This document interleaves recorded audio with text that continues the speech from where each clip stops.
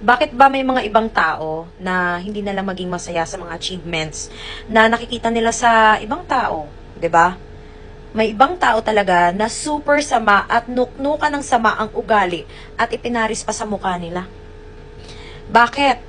Yung mga dating nangyayari, nung kabataan pa ninyo, nung mga high school pa kayo, nung mga elementary pa kayo, nung mga wala pa kayong muwang sa mundo, ikukwento niya sa ibang tao na porket mahirap lang kayo dati, wala kayong kinakain na masasarap, at saka ganyan lang ang kinabubuhay nyo. Eh wala eh, ganun lang ang paraan namin para mabuhay. Kung namumulot man ng basura, wala namang problema doon as long hindi ka nagnanakaw. 'Di ba? Wala kang naagrabyadong ibang tao, wala kang nasasaktan. Bakit may mga ibang tao, masayang-masaya sila pag may nalalait silang ibang tao. Sasabihin nila, ay ayan, ganyan dati, mahirap lang yan. Ay ayan, dati, wala namang kinakain yan. Ay ayan, dati, ganito lang naman. Ikaw nga, dati ka pang pangit. Ngayon pangit ka pa rin, walang nagbago sa mukha mo, pati sa ugali mo. Hindi ka nga namin inaano. Sana naman, bawas-bawasan mo rin minsan yung pagkapangit ng ugali mo at pagkapangit ng mukha mo, ipinantay mo naman masyado. Baka kunin ka ni Satanas yan ng maaga sa impyerno. Sana inilulugar minsan yung pagkapangit ng ugali at pagkapangit ng mukha, no, para hindi magpantay. 'Di ba?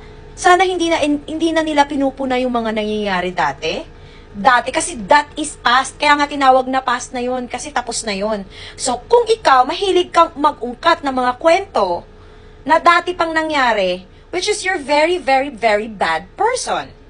Kasi bakit? Mali na ungkatin mo pa ang mga dating nangyari na. Tapos ikukwento mo sa ibang tao, puwerket ganyan lang yan dati, puwerket ganyan lang din dati, namamalimos, namamasura, mahirap pa sa daga, whatever it is. Ang importante, hindi sila ng agrabyado ng tao, ng apak ng tao, alam mo yon, ng distorbo ng ibang tao. Ikaw ba dati? Mayaman ka ba para magsalita sa ibang tao ng ganyan? Gold ba ang kinakain nyo araw-araw? Nakalitsyon ba kayo araw-araw para magsalita ka ng mga ganyan sa ibang tao? Sana naman, kung ano man yung narating mo sa buhay mo, huwag kang magmayabang and be down to earth.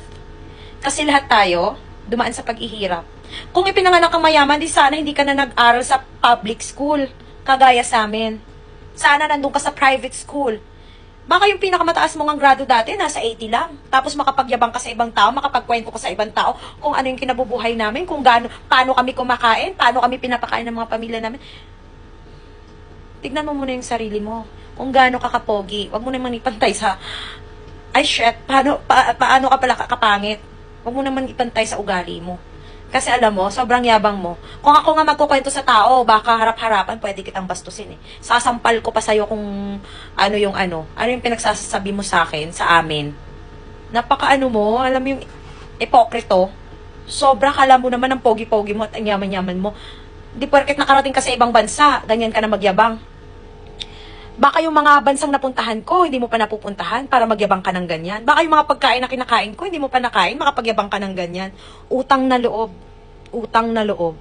Tignan mo muna yung sarili mo bago ka manglait ng ibang tao. Kasi hindi maganda yung ugali mo. Ayusin mo muna yung mukha mo.